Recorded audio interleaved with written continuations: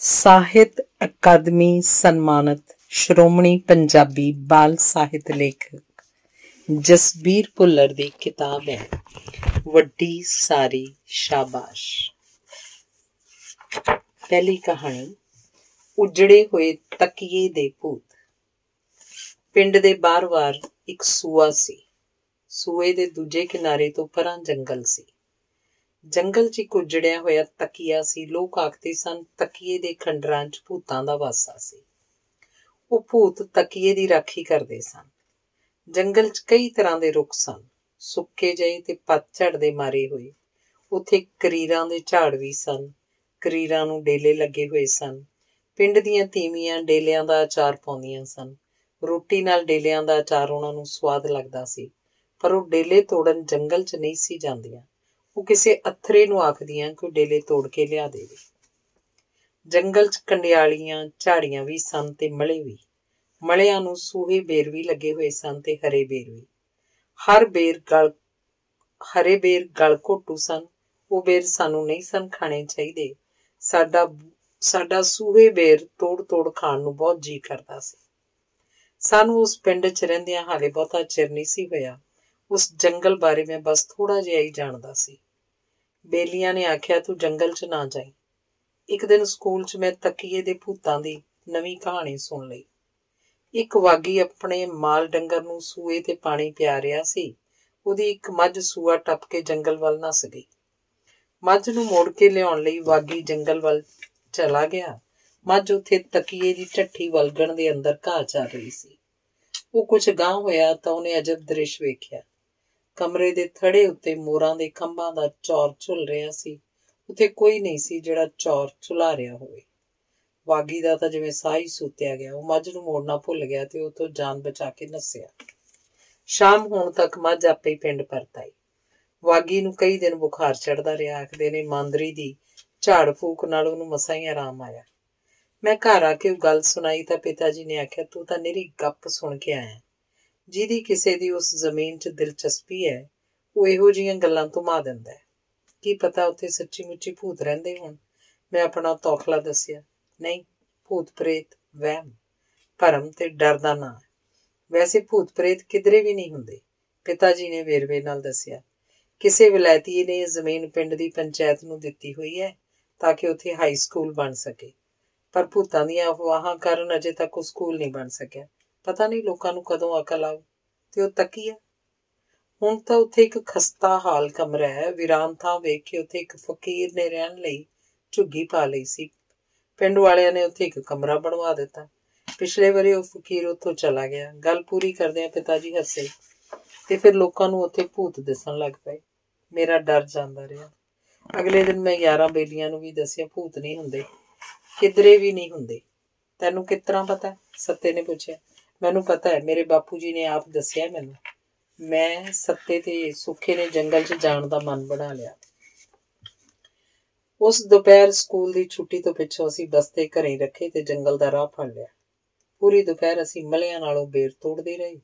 ਜਦੋਂ ਜੇਬਾਂ ਭਰ ਗਈਆਂ ਤਾਂ ਅਸੀਂ ਉੱਥੋਂ ਤੁਰ ਪਏ। ਤਕੀਏ ਨੇੜਿਓਂ ਲੰਘਣ ਵੇਲੇ ਤਕੀਆ ਵੇਖਣ ਦੀ ਇੱਛਾ ਮਨ 'ਚ ਜਾਗ ਪਈ। ਉਦੋਂ ਭੂਤਾਂ ਦਾ ਡਰ ਸਾਡੇ ਮਨ 'ਚ ਨਹੀਂ ਸੀ। ਤਕੀਆ ਬਹੁਤਾ ਫੈਲਾਅ 'ਚ ਨਹੀਂ ਸੀ। ਤਕੀਏ ਦੀ ਕੱਚੀ ਵਲਗਣ ਢਹਿ ਢੇਰੀ ਹੋ ਚੁੱਕੀ ਸੀ, ਪਰ ਉਹਨਾਂ ਕੰਧਾਂ ਦੇ ਨਿਸ਼ਾਨ ਬਾਕੀ ਸਨ। ਤਕੀਏ ਦੇ ਨਾਂ ਤੇ ਉੱਥੇ ਇੱਕ ਖਸਤਾ ਹਾਲ ਕੱਚਾ ਕੋਠਾ ਸੀ। ਅਸੀਂ ਕੋਠੇ ਦੇ ਅੰਦਰ ਝਾਕਿਆ। ਉੱਥੇ ਅੰਦਰ ਇੱਕ ਥੜਾ ਸੀ। ਥੜੇ ਉੱਤੇ ਘੱਟੇ ਦਾ ਭਰਿਆ ਹੋਇਆ ਇੱਕ ਮੈਲਾ ਕੱਪੜਾ ਵਿਛਿਆ ਸੀ। ਉਸ ਕੱਪੜੇ ਉੱਤੇ ਮੋਰਾਂ ਦੇ ਖੰਭ ਦਾ ਚੌਰ ਪਿਆ ਸੀ। ਇਹ ਉਹ ਚੌਰ ਸੀ ਜਿਹੜਾ ਵਾਗੀ ਨੇ ਝੁੱਲਦਾ ਵੇਖਿਆ ਸੀ। ਮੇਰੇ ਦਿਲ ਦੀ ਧੜਕਣ ਕੁਝ ਤੇਜ਼ ਹੋ ਗਈ। ਭਾਊ ਆਪਾਂ ਮੁੜ ਚੱਲੀਏ? ਮੈਂ ਸੁੱਖੇ ਦੇ ਕੰਬਦੇ ਜਿਹੇ ਬੋਲ ਸੁਣੇ। ਮੈਂ ਅੰਦਰ ਨਹੀਂ ਜਾਣਾ, ਮੈਨੂੰ ਡਰ ਲੱਗਦਾ। ਸੱਤੇ ਦੀ ਸਹਿਮ ਭਰੀ ਆਵਾਜ਼ ਉੱਭਰੀ। ਉਹ ਦੋਵੇਂ ਬਰੂਹਾਂ ਤੋਂ ਬਾਹਰ ਹੀ ਖਲੋ ਗਏ। ਮੈਂ ਬਰੂਹਾਂ ਅੰਦਰ ਪੈਰ ਧਰ ਚੁੱਕਿਆ ਸਾਂ। ਹੌਸਲਾ ਕਰਕੇ ਮੈਂ ਕੁਝ ਪੈਰ ਥੜੇ ਵੱਲ ਪੁੱਟ ਲਏ। ਚੌਰ ਉੱਤੇ ਮਿੱਟੀ ਪਈ ਹੋਈ ਸੀ। ਸ਼ਾਇਦ ਛੱਤ ਉੱਤੋਂ ਮਿੱਟੀ ਘਿਰੀ ਸੀ। ਚੌਰ ਦੀ ਹਵਾ 'ਚ ਝੁੱਲਣ ਦੀ ਕਹਾਣੀ ਮੈਨੂੰ ਝੂਠੀ ਲੱਗੀ। ਜੇ ਭੂਤਾਂ ਨੇ ਚੌਰ ਕੀਤਾ ਹੁੰਦਾ ਤਾਂ ਬਸ ਉਸ ਉੱਤੋਂ ਮਿੱਟੀ ਝੜ ਜਾਣੀ ਸੀ, ਪਰ ਚੌਰ ਤਾਂ ਮਿੱਟੀ ਦਾ ਭਰਿਆ ਹੋਇਆ ਸੀ। ਡਰ ਮੇਰੇ ਤੋਂ ਪਰਾਂ ਹੋ ਗਿਆ ਤੇ ਮੈਂ ਚੌਰ ਚੁੱਕ ਲਿਆ। ਮੇਰੀ ਇਸ ਹਰਕਤ ਨੇ ਸੱਤੇ ਤੇ ਸੁੱਖੇ ਦਾ ਡਰ ਵੀ ਮੁਕਾ ਦਿੱਤਾ। ਉਹ ਵੀ ਕੋਠੇ ਅੰਦਰ ਆ ਗਏ। ਅਸੀਂ ਚੌਰ ਦੀ ਮਿੱਟੀ ਝਾੜੀ ਤੇ ਧਾਗਾ ਖੋਲ ਕੇ ਮੋਰ ਦੇ ਖੰਭਾਂ ਨੂੰ 3 ਹਿੱਸਿਆਂ 'ਚ ਵੰਡ ਲਿਆ। शाम हो चुकी सी। ਅਸੀਂ ਆਪਣੇ ਘਰੇ ਚਲੇ ਗਏ। ਕੁਝ ਦਿਨਾਂ ਪਿੱਛੋਂ ਮੈਂ ਕਿਸੇ ਦੇ ਮੂੰਹੋਂ ਤਕੀਏ ਤੇ ਭੂਤਾਂ ਦੀ ਇੱਕ ਨਵੀਂ ਕਹਾਣੀ ਸੁਣੀ। ਉਹ ਕਹਾਣੀ ਇਸ ਤਰ੍ਹਾਂ ਸੀ। ਪਿਛਲੇ ਜੁਮੇ ਦੀ ਰਾਤ ਤਕੀਏ ਦੇ ਖੰਡਰ 'ਚ ਭੂਤਾਂ ਦਾ ਮੇਲਾ ਲੱਗਾ ਸੀ। ਉਹਨਾਂ ਰਾਤ ਭਰ ਧਮੱਚੜ ਪਾਇਆ, ਚੀਕਾਂ ਮਾਰੀਆਂ ਤੇ ਮੂੰਹਾਂ 'ਚੋਂ ਅੱਗ ਸੁੱਟਦੇ ਰਹੇ ਤੇ ਫਿਰ ਤੜਕਸਾਰ ਤਕੀਆ ਖਾਲੀ ਕਰ ਗਏ। ਜਾਂਦੀ ਵਾਰ ਮੋਰ ਦੇ ਖੰਭਾਂ ਦਾ ਚੌਰ ਵੀ ਆਪਣੇ ਨਾਲ ਹੀ ਲੈ ਗਏ। ਪਿੰਡ ਦੇ ਸਿਆਣਿਆਂ ਨੇ ਰਲ ਬੈਠ ਕੇ ਉਸ ਬਾਰੇ ਵਿਚਾਰ ਕੀਤਾ ਤੇ ਫਿਰ ਪਿੰਡ ਵਾਲਿਆਂ ਨੇ ਨੂੰ ਦੱਸਿਆ, ਹੁਣ ਤਕੀਏ ਤੇ ਭੂਤ ਉੱਥੇ ਨਹੀਂ ਰਹਿੰਦੇ, ਉਹ ਤਕੀਆ ਖਾਲੀ ਕਰ ਗਏ ਆ। ਉਸ ਸ਼ਾਮ ਪਿਤਾ ਜੀ ਬਾਹਰੋਂ ਆਏ ਤਾਂ ਉਹਨਾਂ ਇੱਕ ਚੰਗੀ ਖਬਰ ਸੁਣਾਈ। ਹੁਣ ਛੇਤੀ ਜੰਗਲ ਵਾਲੀ ਜ਼ਮੀਨ 'ਚ ਵੱਡਾ ਸਕੂਲ ਬਣਨਾ ਸ਼ੁਰੂ ਹੋ ਜਾਊ। ਧੰਨਵਾਦ। ਅਗਲੀ ਕਹਾਣੀ ਹੈ ਕੌੜੀ ਦਾ ਕਤੂਰਾ। ਮੇਰੇ ਸਕੂਲ ਦੇ ਰਾਹ 'ਚ ਇੱਕ ਢੱਠਾ ਹੋਇਆ ਕੱਚਾ ਮਕਾਨ ਸੀ। ਉਸ ਮਕਾਨ ਦੇ ਖੋਲੇ 'ਚ ਇੱਕ ਕੁੱਤੀ ਨੇ ਕਤੂਰਿਆਂ ਨੂੰ ਜਨਮ ਦਿੱਤਾ। ਕਤੂਰੇ 4 ਸਨ। ਮੈਂ ਕਤੂਰੇ ਵੇਖਣਾ ਚਾਹੁੰਦਾ ਸੀ, ਫਿਰ ਵੀ ਮੈਂ ਖੋਲੇ ਅੰਦਰ ਨਹੀਂ ਸਾਂ ਗਿਆ। ਉਹ ਕੁੱਤੀ ਕੌੜ ਸੀ, ਹਰ ਇੱਕ ਨੂੰ ਵੱਢੂ ਖਾਊ ਕਰਦੀ ਰਹਿੰਦੀ ਸੀ। ਅਸੀਂ ਉਹਦਾ ਨਾਂ ਹੀ ਕੌੜੀ ਰੱਖਿਆ ਹੋਇਆ ਸੀ। ਮੈਨੂੰ ਕੌੜੀ ਕੋਲੋਂ ਡਰ ਆਉਂਦਾ ਸੀ। ਇੱਕ ਸਵੇਰ ਮੈਂ ਕੌੜੀ ਨੂੰ ਪਿੰਡ ਵੱਲ ਜਾਂਦਿਆਂ ਵੇਖਿਆ। ਮੈਂ ਉਦੋਂ ਸਕੂਲ ਜਾ ਰਿਹਾ ਸੀ। ਕੌੜੀ ਭੁੱਖੀ ਸੀ, ਉਹ ਭੋਜਨ ਲੱਭਣ ਤੁਰੀ ਸੀ। ਭੋਜਨ ਲਈ ਕੌੜੀ ਨੇ ਖੁੱਲੇ ਬੂਹਿਆਂ ਵਾਲੇ ਕੁਝ ਘਰਾਂ ਤੱਕ ਜਾਣਾ ਸੀ। ਉੱਥੇ ਉਹਨੇ ਬਰੂਹਾਂ 'ਚ ਖਲੋ ਜਾਣਾ ਸੀ। ਕੁਝ ਘਰਾਂ ਦੀਆਂ ਸੁਆਣੀਆਂ ਨੇ ਉਹਨੂੰ ਛਿਛਕਾਰ ਕੇ ਨਸਾ ਦੇਣਾ ਸੀ। ਕਈਆਂ ਨੇ ਚੰਗੇਰ 'ਚ ਫਾਲਤੂ ਪਈ ਰੋਟੀ ਉਹਦੇ ਅੱਗੇ ਸੁੱਟ ਦੇਣੀ ਸੀ। ਭੁੱਖ ਪੂਰੀ ਹੋਣ ਪਿੱਛੋਂ ਕੁੱਤੀ ਨੇ ਆਪਣੇ ਕਤੂਰਿਆਂ ਕੋਲ ਪਰਤ ਆਉਣਾ ਸੀ। ਉਸ ਵੇਲੇ ਕੌੜੀ ਆਪਣੇ ਕਤੂਰਿਆਂ ਕੋਲ ਨਹੀਂ ਸੀ। ਮੈਂ ਕਤੂਰਿਆਂ ਕੋਲ ਜਾ ਸਕਦਾ ਸੀ। ਮੈਂ ਕਤੂਰਿਆਂ ਨੂੰ ਵੇਖ ਸਕਦਾ ਸੀ। ਮੈਂ ਉਸ ਠੱਠੇ ਹੋਏ ਮਕਾਨ ਅੰਦਰ ਜਾ ਵੜਿਆ। ਖੋਲੇ ਦੀ ਇੱਕ ਨੁੱਕਰੇ ਡੱਬ ਖੜੱਬੇ ਕਤੂਰੇ ਚੌਂ ਚੌਂ ਕਰ ਰਹੇ ਸਨ। ਉਹ ਮੀਚੀਆਂ ਹੋਈਆਂ ਅੱਖਾਂ ਖੋਲ੍ਹਣ ਦਾ ਯਤਨ ਕਰਦੇ, ਫਿਰ ਮੀਚ ਲੈਂਦੇ ਸਨ। ਉਹਨਾਂ ਨੂੰ ਚੰਗੀ ਤਰ੍ਹਾਂ ਤੁਰਨਾ ਨਹੀਂ ਸੀ ਆਉਂਦਾ, ਉਹ ਫਿਰ ਵੀ ਤੁਰਨ ਲੱਗ ਪੈਂਦੇ ਸਨ। ਉਹ ਇੱਕ ਦੂਜੇ 'ਚ ਵੱਜ ਕੇ ਡਿੱਗ ਪੈਂਦੇ ਸਨ, ਉੱਠ ਕੇ ਮੁੜ ਤੁਰ ਪੈਂਦੇ ਸਨ। ਉਹ ਕਿੱਥੇ ਜਾਣਾ ਚਾਹੁੰਦੇ ਸਨ ਉਹਨਾਂ ਨੂੰ ਕੁਝ ਪਤਾ ਨਹੀਂ ਸੀ। ਉਹਨਾਂ ਦਾ ਜਿੱਧਰ ਵੀ ਮੂੰਹ ਹੁੰਦਾ ਉਸੇ ਪਾਸੇ ਤੁਰ ਪੈਂਦੇ ਸਨ। ਇੱਕ ਕਤੂਰਾ ਡਿੱਗਦਾ ਢਾਂਦਾ ਮੇਰੇ ਪੈਰਾਂ ਕੋਲ ਆ ਗਿਆ। ਮੈਂ ਉਸ ਕਤੂਰੇ ਨੂੰ ਚੁੱਕ ਲਿਆ। ਉਹ ਬਹੁਤ ਹੀ ਸੋਹਣਾ ਕਤੂਰਾ ਸੀ। ਮੈਨੂੰ ਲੱਗਾ ਉਹ ਮੇਰਾ ਕਤੂਰਾ ਸੀ, ਤਾਂ ਹੀ ਮੇਰੇ ਕੋਲ ਆਇਆ ਸੀ। ਮੈਂ ਕਤੂਰੇ ਨੂੰ ਸਕੂਲ ਵਾਲੇ ਝੋਲੇ 'ਚ ਪਾ ਲਿਆ ਤੇ ਉੱਥੋਂ ਤੁਰ ਪਿਆ। ਸਕੂਲ ਪਹੁੰਚ ਕੇ ਮੈਂ ਕਤੂਰੇ ਨੂੰ ਝੋਲੇ 'ਚੋਂ ਕੱਢਿਆ ਤੇ ਬਾਹਾਂ 'ਚ ਚੁੱਕ ਲਿਆ। ਉਦੋਂ ਹਾਲੇ ਥੋੜੇ ਜਿਹੇ ਵਿਦਿਆਰਥੀ ਸਕੂਲ ਪਹੁੰਚੇ ਸੀ। ਉਹ ਉਤਸੁਕਤਾਵਸ ਮੇਰੇ ਕੋਲ ਆ ਗਏ। ਵਿਦਿਆਰਥੀਆਂ ਦੀ ਗਿਣਤੀ ਹੌਲੀ ਹੌਲੀ ਵੱਧਦੀ ਗਈ। ਉਹ ਕਤੂਰੇ 'ਚ ਉਚੇਚੀ ਦਿਲਚਸਪੀ ਲੈ ਰਹੇ ਸਨ। ਜੈਬਾ ਤੇ ਸੱਤਾ ਸਕੂਲ ਪਹੁੰਚੇ। ਉਹਨਾਂ ਮੈਨੂੰ ਮਾਣ ਮੱਤੇ ਨੂੰ ਕਤੂਰਾ ਚੁੱਕੀ ਵੇਖਿਆ। ਜੈਬੇ ਨੇ ਹਕਾਰਤ ਨਾਲ ਆਖਿਆ, ਇਹ ਗੰਦਾ ਜਿਹਾ ਕਤੂਰਾ ਕਿੱਥੋਂ ਚੁੱਕ ਲਿਆ ਹੈ? ਇਹ ਗੰਦਾ ਨਹੀਂ, ਚੰਗੀ ਨਸਲ ਦਾ ਕਤੂਰਾ, ਮੈਂ ਜਵਾਬ ਦਿੱਤਾ। ਤਾਂ ਹੀ ਮੈਂ ਇਹਨੂੰ ਚੁੱਕੀ ਫਿਰਦਾ ਵਾਂ। ਤੈਨੂੰ ਇਹਦੀ ਨਸਲ ਦਾ ਕੀ ਪਤਾ? ਮੈਨੂੰ ਪਤਾ, ਸਾਨੂੰ ਵੀ ਤਾਂ ਪਤਾ ਲੱਗੇ। ਵੇਖੋ, ਕਤੂਰੇ ਨੂੰ ਦੋਹਾਂ ਕੰਨਾਂ ਤੋਂ ਫੜ ਕੇ ਉਤਾਰ ਚੁੱਕੋ। ਜੇ ਚੁੱਪਚਾਪ ਲਟਕਦਾ ਦਿਸੇ ਤਾਂ ਚੰਗੀ ਨਸਲ ਦਾ ਹੈ, ਜੇ ਰੋਣ ਲੱਗ ਪਏ ਤਾਂ ਮਾੜੀ ਨਸਲ ਦਾ ਹੈ, ਮੈਂ ਹੁੱਬ ਕੇ ਦੱਸਿਆ। ਕੁੱਤਿਆਂ ਦੀ ਚੰਗੀ ਮਾੜੀ ਨਸਲ ਪਰਖਣ ਦਾ ਤਰੀਕਾ ਮੈਂ ਆਪਣੇ ਜਮਾਤੀਆਂ ਦੇ ਹੀ ਮੂੰਹੋਂ ਸੁਣਿਆ ਸੀ। ਬੇਲੀਆਂ ਦੇ ਜ਼ੋਰ ਦੇਣ ਤੇ ਮੈਂ ਕਤੂਰੇ ਨੂੰ ਭੁੰਜੇ ਰੱਖਿਆ, ਉਹਦਾ ਸਿਰ ਪਲੋਸਿਆ, ਫਿਰ ਦੋਹਾਂ ਕੰਨਾਂ ਤੋਂ ਫੜ ਕੇ ਉਤਾਂਹ ਚੁੱਕ ਲਿਆ। ਕਤੂਰਾ ਹਵਾ 'ਚ ਲਟਕਣ ਲੱਗ ਪਿਆ। ਕਤੂਰਾ ਚੁੱਪਚਾਪ ਲਟਕਦਾ ਰਿਹਾ। ਮੈਂ ਕਤੂਰਾ ਹੇਠਾਂ ਰੱਖ ਕੇ ਦੁਆਲੇ ਖੜੇ ਵਿਦਿਆਰਥੀਆਂ ਵੱਲ ਵੇਖਿਆ। ਉਹਨਾਂ 'ਚੋਂ ਕੁਝ ਜਣੇ ਮੇਰੀ ਜਾਣਕਾਰੀ ਤੋਂ ਪ੍ਰਭਾਵਿਤ ਹੋਏ ਸਨ। ਕੁਝ ਜਣੇ ਆਪਣੀ ਸ਼ੰਕਾ ਖੁਦ ਦੂਰ ਕਰਨਾ ਚਾਹੁੰਦੇ ਸਨ। ਪਹਿਲੋਂ ਕਾਲੇ ਨੇ ਕਤੂਰੇ ਨੂੰ ਕੰਨਾਂ ਤੋਂ ਫੜ ਕੇ ਉਤਾਂਹ ਚੁੱਕਿਆ। ਕਤੂਰਾ ਚੁੱਪ ਰਿਹਾ। ਫਿਰ ਫਿੱਡੇ ਨੇ ਕਤੂਰੇ ਨੂੰ ਕੰਨਾਂ ਤੋਂ ਫੜ ਕੇ ਉਤਾਂਹ ਚੁੱਕ ਲਿਆ। ਕਤੂਰਾ ਫੇਰ ਵੀ ਚੁੱਪ ਰਿਹਾ। ਦੀਪੇ ਨੇ ਕਤੂਰੇ ਨੂੰ ਕੰਨਾਂ ਤੋਂ ਫੜ ਕੇ ਉੱਪਰ ਚੁੱਕਿਆ। ਕਤੂਰਾ ਫੇਰ ਵੀ ਸ਼ਾਂਤ ਹੀ ਰਿਹਾ। ਜੈਬੇ ਦੀ ਵਾਰੀ ਆਈ ਤਾਂ ਕਤੂਰਾ ਹਵਾ 'ਚ ਲਟਕਣ ਸਾਰੀ ਚੌਂ ਚੌਂ ਕਰਨ ਲੱਗ ਪਿਆ। ਕਤੂਰਾ ਬਹੁਤ ਦੇਰ ਤੱਕ ਚੰਗੀ ਨਸਲ ਦਾ ਹੀ ਬਣਿਆ ਰਿਹਾ ਸੀ। ਅਚਾਨਕ ਉਹ ਭੈੜੀ ਨਸਲ ਦਾ ਕਿਸ ਤਰ੍ਹਾਂ ਹੋ ਗਿਆ? ਉੱਥੇ ਖੜੇ ਵਿਦਿਆਰਥੀ ਉੱਚੀ ਉੱਚੀ ਹੱਸਣ ਲੱਗ ਪਏ। ਮੈਂ ਪਰੇਸ਼ਾਨ ਹੋ ਗਿਆ। ਬਾਹਰ ਇੱਕ ਵਿਦਿਆਰਥੀ ਨੇ ਦੂਰੋਂ ਮਾਸਟਰ ਕੁੰਦਨ ਲਾਲ ਨੂੰ ਆਉਂਦਿਆਂ ਵੇਖਿਆ। ਉਹ ਨੱਸ ਕੇ ਸਕੂਲ ਅੰਦਰ ਆਇਆ। ਤੂਤ ਦੇ ਮੁੱਢ ਨੇੜਿਓਂ ਲੱਕੜੀ ਦਾ ਥੋੜਾ ਚੁੱਕ ਕੇ ਉਹ ਘੰਟੀ ਵਜਾਉਣ ਲੱਗ ਪਿਆ। ਵਿਦਿਆਰਥੀ ਪ੍ਰਾਰਥਨਾ ਲਈ ਕਤਾਰਾਂ ਬਣਾਉਣ ਲੱਗ ਪਏ। ਮੇਰਾ ਸ਼ਰਮਸਾਰ ਹੋਣਾ ਟਲ ਗਿਆ। ਮੈਂ ਕਾਹਲੀ ਨਾਲ ਕਤੂਰੇ ਨੂੰ ਇੱਕ ਝਾੜੀ ਓਲੇ ਬਿਠਾਤਾ ਤੇ ਪ੍ਰਾਰਥਨਾ ਲਈ ਕਤਾਰ 'ਚ ਖਲੋ ਗਿਆ। ਪ੍ਰਾਰਥਨਾ ਤੋਂ ਪਿੱਛੋਂ ਸਾਰੇ ਆਪੋ ਆਪਣੀਆਂ ਜਮਾਤਾਂ 'ਚ ਚਲੇ ਗਏ। ਪੜ੍ਹਾਈ ਸ਼ੁਰੂ ਹੋ ਗਈ। ਮੈਂ ਖਿੜਕੀ ਤੋਂ ਬਾਹਰ ਵੇਖਿਆ। ਮੇਰਾ ਤਰਾਹ ਨਿਕਲ ਗਿਆ। ਕਤੂਰਾ ਝਾੜੀ ਤੋਂ ਬਾਹਰ ਨਿਕਲ ਆਇਆ ਸੀ। ਉਹਦਾ ਜਿੱਧਰ ਵੀ ਮੂੰਹ ਸੀ ਉਹ ਡਿੱਗਦਾ ਢਹਿੰਦਾ ਉਸੇ ਪਾਸੇ ਤੁਰ ਪਿਆ ਸੀ। ਉਹ ਕਿਤੇ ਜਮਾਤ ਦੇ ਅੰਦਰ ਨਾ ਆ ਜਾਏ। ਮਾਸਟਰ ਕੁੰਦਨ ਲਾਲ ਆਪਣਾ ਧਿਆਨ ਸਬਕ ਪੜ੍ਹਾ ਰਿਹਾ ਸੀ। ਜੇ ਉਹਨੇ ਕਤੂਰੇ ਨੂੰ ਵੇਖ ਲਿਆ ਤਾਂ ਮੇਰੀ ਖੈਰ ਨਹੀਂ। ਅਚਾਨਕ ਮੈਂ ਕੌੜੀ ਨੂੰ ਸਕੂਲ ਅੰਦਰ ਆਉਂਦਿਆਂ ਵੇਖਿਆ। ਉਹ ਆਪਣੇ ਗੁਆਚੇ ਹੋਏ ਕਤੂਰੇ ਨੂੰ ਲੱਭ ਰਹੀ ਸੀ। ਕਤੂਰੇ ਨੂੰ ਵੇਖ ਕੇ ਉਹਦੀ ਜਾਨ 'ਚ ਜਾਨ ਆਈ। ਨੱਸ ਕੇ ਉਹਦੇ ਕੋਲ ਪਹੁੰਚੀ। ਉਹਨੇ ਆਪਣੇ ਕਤੂਰੇ ਨੂੰ ਬਾਰ-ਬਾਰ ਚੱਟਿਆ ਤੇ ਫਿਰ ਕਤੂਰੇ ਨੂੰ ਮੂੰਹ 'ਚ ਫੜ ਕੇ ਢੱਠੇ ਹੋਏ ਮਕਾਨ ਦੇ ਖੋਲੇ ਵੱਲ ਤੁਰ ਪਈ। ਮੈਂ ਜਮਾਤ 'ਚ ਬੈਠੇ ਨੇ ਤਸੱਲੀ ਦਾ ਲੰਮਾ ਸਾਹ ਭਰਿਆ। ਧੰਨਵਾਦ। ਅਗਲੀ ਕਹਾਣੀ ਹੈ ਅਮੀਰੀ ਦਾ ਭੇਤ। ਅਸੀਂ ਪਿੰਡ ਭੁੱਲਰ ਦੀ ਤੀਜੀ ਢੇਰੀ ਦੇ ਮਾਲਕਾਂ ਵਿੱਚੋਂ ਆ, ਯਾਨੀ ਪਿੰਡ ਦੀ ਕੁੱਲ ਜ਼ਮੀਨ ਦੇ ਤੀਜੇ ਹਿੱਸੇ ਦੇ ਮਾਲਕ। ਪਿੰਡ ਦਾ ਜਿਹੜਾ ਮਰਾਸੀ ਕਲਾਨ ਕਰਨ ਆਉਂਦਾ ਸੀ ਉਹ ਇਹੋ ਦੱਸਦਾ ਸੀ। ਪੀੜ੍ਹੀ ਦਰ ਪੀੜ੍ਹੀ ਉਸ ਜ਼ਮੀਨ ਦੇ ਹਿੱਸੇ ਹੁੰਦੇ ਰਹੇ ਸਨ। ਇਸ ਤਰ੍ਹਾਂ ਹਰ ਇੱਕ ਵਾਰਸ ਦਾ ਹਿੱਸਾ ਨਿੱਕਾ ਹੁੰਦਾ ਜਾ ਰਿਹਾ ਸੀ। ਮੇਰੇ ਪਿਤਾ ਜੀ 5 ਭਰਾ ਸਨ। ਜਦੋਂ ਉਹਨਾਂ ਵੇਲੇ ਜ਼ਮੀਨ ਵੰਡੀ ਗਈ ਤਾਂ ਟੁਕੜੇ ਹੋਰ ਨਿੱਕੇ ਹੋ ਗਏ। ਉਨੀ ਕੁ ਜ਼ਮੀਨ ਉੱਤੇ ਟੱਬਰ ਦਾ ਮਸਾਂ ਗੁਜ਼ਾਰਾ ਹੀ ਹੋ ਸਕਦਾ ਸੀ। ਮੇਰੇ ਪਿਤਾ ਜੀ ਨੇ ਮਾਲ ਦੇ ਮਹਿਕਮੇ 'ਚ ਪਟਵਾਰੀ ਦੀ ਨੌਕਰੀ ਕਰ ਲਈ। ਪਟਵਾਰ ਦਾ ਕਿੱਤਾ ਕੁਝ ਇਹੋ ਜਿਹਾ ਸੀ ਕਿ ਇੱਕ ਪਿੰਡ ਤੋਂ ਦੂਜੇ ਪਿੰਡ ਦੀ ਬਦਲੀ ਛੇਤੀ-ਛੇਤੀ ਹੁੰਦੀ ਰਹਿੰਦੀ ਸੀ। ਜਦੋਂ ਵੀ ਪਿਤਾ ਜੀ ਦੀ ਬਦਲੀ ਕਿਸੇ ਨਵੀਂ ਥਾਂ ਤੇ ਹੁੰਦੀ, ਅਸੀਂ ਬਦਲੀ ਵਾਲੇ ਪਿੰਡ ਜਾ ਕੇ ਰਹਿਣ ਲੱਗ ਪੈਂਦੇ ਸਾਂ। ਇਹ ਬਦਲੀਆਂ ਪੜ੍ਹਾਈ ਦੇ ਰਾਹ 'ਚ ਰੁਕਾਵਟ ਸਨ। ਜਦੋਂ ਸਾਨੂੰ ਖਵਾਸਪੁਰ ਰਹਿਣਾ ਪਿਆ ਸੀ, ਮੇਰਾ ਉੱਥੇ ਸਕੂਲ 'ਚ ਦਾਖਲਾ ਹੋ ਗਿਆ ਸੀ, ਪਰ ਭੈਣਾਂ ਨੂੰ ਕਿਧਰੇ ਵੀ ਦਾਖਲ ਨਹੀਂ ਸੀ ਕਰਵਾਇਆ ਜਾ ਸਕਿਆ। ਉਹ ਵਿਹਲੀਆਂ ਘਰ ਬੈਠ ਗਈਆਂ ਸਨ। ਕੁੜੀਆਂ ਦੀ ਪੜ੍ਹਾਈ ਲਈ ਦੂਰ-ਦੂਰ ਤੱਕ ਵੀ ਕੋਈ ਸਕੂਲ ਨਹੀਂ ਸੀ। ਉੱਥੇ ਮੇਰੀ ਪੜ੍ਹਾਈ ਵੀ ਚੌਥੀ ਜਮਾਤ ਪਾਸ ਕਰਨ ਪਿੱਛੋਂ ਮੁੱਕ ਜਾਣੀ ਸੀ। ਉਦੋਂ ਪਿੰਡਾਂ ਦੇ ਆਮ ਸਕੂਲ ਚੌਥੀ ਜਮਾਤ ਤੱਕ ਹੀ ਹੁੰਦੇ ਸਨ। ਜ਼ਮੀਨ ਸੀਮਤ ਹੋਣ ਪਿੱਛੋਂ ਮੇਰੇ ਮਾਪਿਓ ਨੂੰ ਪੜ੍ਹਾਈ ਦੇ ਮਹੱਤਵ ਦੀ ਸਮਝ ਪੈ ਗਈ ਸੀ। ਉਹਨਾਂ ਨੂੰ ਫਿਕਰ ਹੋਇਆ ਕਿ ਬੱਚੇ ਅਨਪੜ੍ਹ ਹੀ ਨਾ ਰਹਿ ਜਾਣ। ਉਹਨਾਂ ਦੇ ਧਿਆਨ 'ਚ ਤਰਨ ਤਾਰਨ ਦੀ ਕਿਹੋ ਜਿਹੀ ਥਾਂ ਸੀ ਜਿੱਥੇ ਰਹਿ ਕੇ ਉਹ ਸਾਨੂੰ ਪੜ੍ਹਾ ਸਕਦੇ ਸੀ। ਮੁੰਡਿਆਂ ਦੀ 10ਵੀਂ ਤੱਕ ਦੀ ਪੜ੍ਹਾਈ ਲਈ ਉੱਥੇ 2 ਸਕੂਲ ਸਨ। ਉੱਥੇ ਕੁੜੀਆਂ ਦੀ ਪੜ੍ਹਾਈ ਲਈ ਵੀ ਇੱਕ ਵੱਖਰਾ ਹਾਈ ਸਕੂਲ ਸੀ। ਮਾਂ ਪਿਓ ਨੇ ਆਪਸੀ ਸਲਾਹ ਨਾਲ ਤਰਨ ਤਾਰਨ ਵਸਣ ਦਾ ਫੈਸਲਾ ਕਰ ਲਿਆ। ਤਰਨ ਤਾਰਨ ਤੋਂ ਸਾਡਾ ਪਿੰਡ ਵੀ ਨੇੜੇ ਸੀ। ਉੱਥੇ ਰਹਿ ਕੇ ਜ਼ਮੀਨ ਦੀ ਦੇਖਭਾਲ ਕਰਨ 'ਚ ਵੀ ਕੋਈ ਔਖ ਨਹੀਂ ਸੀ। ਉੱਥੇ ਰਹਿਣ ਲਈ ਸਾਨੂੰ ਇੱਕ ਮਕਾਨ ਚਾਹੀਦਾ ਸੀ। ਪਿਤਾ ਜੀ ਨੇ ਮਕਾਨ ਲੱਭਣ ਲਈ ਭੱਜ ਨੱਸ ਸ਼ੁਰੂ ਕਰਤੀ। ਆਖਿਰਕਾਰ ਸ਼ਹਿਰ ਦੇ ਰੋਡੂ ਮਹੱਲੇ 'ਚ ਇੱਕ ਮਕਾਨ ਲੱਭ ਹੀ ਪਿਆ। ਉਹ ਮਕਾਨ ਵਿਕਾਊ ਸੀ। ਉਸ ਮਕਾਨ ਦਾ ਮੁੱਲ 2500 ਰੁਪਏ ਸੀ। ਇੰਨੇ ਮੁੱਲ 'ਚ ਉਹ ਮਕਾਨ ਮਹਿੰਗਾ ਨਹੀਂ ਸੀ। ਉਹ ਮਕਾਨ 4 ਮਰਲੇ ਜ਼ਮੀਨ 'ਚ ਬਣਿਆ ਹੋਇਆ ਸੀ। ਪਿੱਛੇ 2 ਕਮਰੇ ਤੇ ਬਰਾਮਦਾ ਸੀ। ਉਸ ਤੋਂ ਬਾਅਦ ਵਿਹੜਾ, ਗਲੀ ਵਾਲੇ ਪਾਸੇ 2 ਕਮਰੇ ਸਨ। ਉਹਨਾਂ ਵਿੱਚੋਂ ਡਿਊਡੀ ਨਾਂ ਦਾ ਇੱਕ ਕਮਰਾ ਲਾਂਘੇ ਲਈ ਸੀ ਤੇ ਦੂਜਾ ਕਮਰਾ ਬੈਠਕ ਵਜੋਂ ਵਰਤਿਆ ਜਾਂਦਾ ਸੀ। ਪਿਤਾ ਜੀ ਨੇ ਉਹ ਮਕਾਨ ਖਰੀਦਣ ਦਾ ਇਰਾਦਾ ਧਾਰ ਲਿਆ, ਪਰ ਉਹਨਾਂ ਕੋਲ 2500 ਰੁਪਏ ਨਹੀਂ ਸਨ। ਪਿਤਾ ਜੀ ਨੇ ਪਿੰਡ ਦੀ ਕੁਝ ਪੈਲੀ ਗਹਿਣੇ ਧਰੀ ਤੇ ਉਸ ਰਾਸ਼ੀ ਨਾਲ ਉਹ ਮਕਾਨ ਖਰੀਦ ਲਿਆ। ਅਸੀਂ ਖਵਾਸਪੁਰੇ ਤੋਂ ਤਰਨ ਤਾਰਨ ਆ ਗਏ। ਸਾਡੇ ਰਹਿਣ ਨਾਲ ਉਹ ਮਕਾਨ ਹੌਲੀ-ਹੌਲੀ ਘਰ ਵਾਂਗੂ ਦਿਸਣ ਲੱਗ ਪਿਆ। ਤਰਨ ਤਾਰਨ ਮੈਂ ਮੰਡੀ ਵਾਲੇ ਸਕੂਲ ਦਾਖਲਾ ਲੈ ਲਿਆ ਤੇ ਭੈਣਾਂ ਜੰਡਿਆਲਾ ਰੋਡ ਵਾਲੇ ਕੁੜੀਆਂ ਦੇ ਸਕੂਲ 'ਚ ਪੜ੍ਹਨ ਲੱਗ ਪਈਆਂ। ਮੇਰੇ ਮਾਮਾ ਜੀ ਦਿੱਲੀ ਨੌਕਰੀ ਕਰਦੇ ਸਨ। ਉਹ ਪਿੰਡ ਤੋਂ ਆਪਣਾ ਸਮਾਨ ਦਿੱਲੀ ਲੈ ਕੇ ਗਏ ਤਾਂ ਰਾਹ 'ਚ ਸਾਡੇ ਕੋਲ ਢੇਰ ਸਾਰੀਆਂ ਕਿਤਾਬਾਂ ਛੱਡ ਗਏ। ਸਾਡਾ ਉਹ ਘਰ ਕਿਤਾਬਾਂ ਵਾਲਾ ਘਰ ਹੋ ਗਿਆ। ਉਹਨਾਂ ਕਿਤਾਬਾਂ ਨੇ ਸਾਡੇ ਲਈ ਨਵੇਂ ਬੂਹੇ ਖੋਲ੍ਹ ਦਿੱਤੇ ਸਨ। ਅਸੀਂ ਸਾਰੇ ਪੜ੍ਹਾਈ ਦੇ ਰਾਹ ਤੁਰ ਪਏ ਸਾਂ। ਮੇਰੇ ਮਾਤਾ-ਪਿਤਾ ਲਈ ਵੀ ਕਿਤਾਬਾਂ ਵਿਹਲੇ ਵੇਲੇ ਦਾ ਮਨੋਰੰਜਨ ਹੋ ਗਿਆ ਸੀ।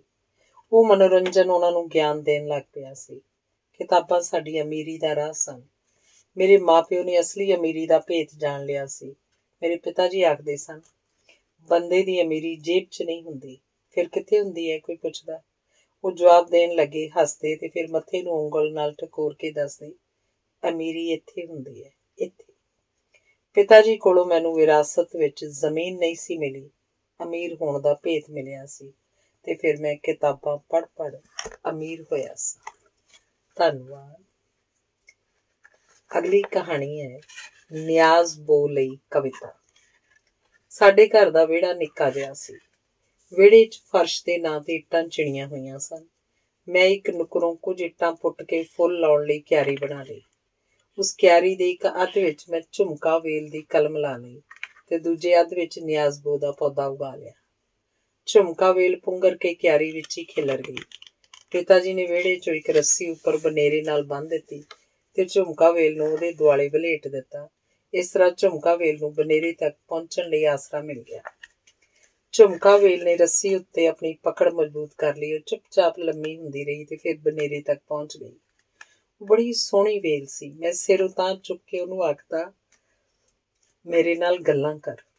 ਉਹ ਹੱਸਦੀ ਸੀ। ਨਿਆਜ਼ਬੋ ਕਿਆਰੀ ਵਿੱਚ ਵਧਿਆ ਫੁੱਲਿਆ ਸੀ ਤੇ ਫਿਰ ਖੁਸ਼ਬੂ ਵੰਡਣ ਲੱਗ ਪਿਆ ਸੀ। ਨਿਆਜ਼ਬੋ ਦੇ ਪੱਤੇ ਗਹਿਰੇ ਹਰੇ ਰੰਗ ਦੇ ਸਨ। ਉਹਦੇ ਫੁੱਲਾਂ ਦਾ ਰੰਗ ਭੂਸਲਾ ਜਾਮਨੀ ਸੀ। ਉਹ ਫੁੱਲ ਗੁੱਛਾ ਜਿਹਾ ਵਿਖਾਈ ਦਿੰਦੇ ਸਨ। ਉਹ ਬੜਾ ਸਿਆਣਾ ਪੌਦਾ ਪ੍ਰਤੀਤ ਹੁੰਦਾ ਸੀ। ਉਹਦੀ ਦਿੱਖ ਗੰਭੀਰ ਤੇ ਵਿਚਾਰਵਾਨ ਬੰਦੇ ਵਰਗੀ ਸੀ। ਨਿਆਜ਼ਬੋ ਦੀ ਖੁਸ਼ਬੂ ਮਨ ਨੂੰ ਸ਼ਾਂਤੀ ਤੇ ਖੁਸ਼ੀ ਦਿੰਦੀ ਸੀ। ਉਹ ਪੌਦਾ ਜ਼ਮੀਨ ਦੇ ਨੇੜੇ ਸੀ। ਮੈਂ ਕਿਆਰੀ ਕੋਲ ਬੈਠਦਾ ਸਾਂ ਤਾਂ ਮੇਰੇ ਵੀ ਨੇੜੇ ਹੋ ਜਾਂਦਾ ਸੀ। ਮੈਂ ਨਿਆਜ਼ਬੋ ਨਾਲ ਗੱਲਾਂ ਕਰਨ ਲੱਗ ਪੈਂਦਾ ਸਾਂ। ਹੌਲੀ ਹੌਲੀ ਨਿਆਜ਼ਬੋ ਮੇਰਾ ਦੋਸਤ ਹੋ ਗਿਆ ਸੀ। ਝੁਮਕਾ ਵੇਲ ਦੀਆਂ ਜੜ੍ਹਾਂ ਤਾਂ ਭਾਵੇਂ ਜ਼ਮੀਨ 'ਚ ਹੀ ਸਨ, ਪਰ ਉਹ ਮੇਰੇ ਤੋਂ ਤੇ ਜ਼ਮੀਨ ਤੋਂ ਬਹੁਤ ਦੂਰ ਚਲੀ ਗਈ ਸੀ। ਉਹਨੂੰ ਕੋਈ ਗੱਲ ਕਹਿਣੀ ਹੋਵੇ ਤਾਂ ਕਿਆਰੀ ਕੋਲ ਖਲੋ ਕੇ ਸਿਰ ਅਸਮਾਨ ਵੱਲ ਚੁੱਕਣਾ ਪੈਂਦਾ ਸੀ। ਉਹਦੇ ਨਾਲ ਗੱਲ ਵੀ ਉੱਚੀ ਆਵਾਜ਼ 'ਚ ਕਰਨੀ ਪੈਂਦੀ ਸੀ। ਮੇਰੀ ਗੱਲ ਦੇ ਜਵਾਬ 'ਚ ਝੁਮਕਾ ਵੇਲ ਕਦੇ ਮੁਸਕਰਾਉਂਦੀ ਸੀ, ਕਦੇ ਹੱਸਦੀ ਸੀ। ਉਹਦੇ ਹੱਸਣ ਨਾਲ ਫੁੱਲ ਝੜਦੇ ਸਨ। ਸਕੂਲ ਤੋਂ ਘਰ ਪਹੁੰਚ ਕੇ ਸਭ ਤੋਂ ਪਹਿਲਾਂ ਮੈਂ ਨਿਆਜ਼ਬੋ ਤੇ ਝੁਮਕਾ ਵੇਲ ਨੂੰ ਮਿਲਦਾ ਸਾਂ। ਇੱਕ ਦਿਨ ਮੈਂ ਸਕੂਲ ਤੋਂ ਪਰਤਿਆ ਤਾਂ ਨਿਆਜ਼ਬੋ ਦਾ ਪੌਦਾ ਕੁਮਲਾਇਆ ਹੋਇਆ ਸੀ। ਝੁਮਕਾ ਵੇਲ ਸਖਤ ਜਾਨ ਸੀ। ਉਹ ਤਿੱਖੀ ਧੁੱਪ ਵਿੱਚ ਵੀ ਹਰੀ ਭਰੀ ਦਿਸ ਰਹੀ ਸੀ। ਮੈਂ ਕਿਆਰੀ ਲਾਗੇ ਇੱਟ ਰੱਖੀ ਤੇ ਉਸ ਉੱਤੇ ਬੈਠ ਗਿਆ। ਮੈਂ ਵੇਖਿਆ ਕਿਆਰੀ 'ਚ ਜੰਗਲੀ ਘਾਹ ਤੇ ਹੋਰ ਕਈ ਫਾਲਤੂ ਪੌਦੇ ਉਗਾਏ ਸਨ। ਉਹ ਘਾਹ ਫੂਸ ਕਰਕੇ ਹੀ ਸ਼ਾਇਦ ਨਿਆਜ਼ਬੋ ਲਈ ਸਾਹ ਲੈਣਾ ਔਖਾ ਹੋਇਆ ਪਿਆ ਸੀ।